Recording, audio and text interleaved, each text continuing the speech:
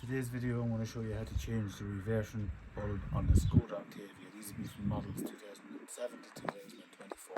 When you're removing these bulbs, you just, when you screw the plastic screw off the back, it pops out. You can see there's these two sort of like plugs that go in there, and then you just basically twist it off like that, and then you can get into your bulb and you're putting it back on.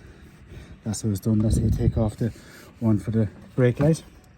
And then we have the reversion light, same thing.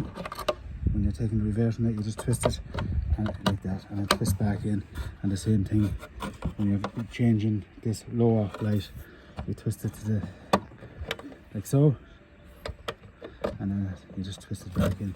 And when putting it back into place, you just line it up into its holes, like so, and then pop it in, and then screw it back in, like so.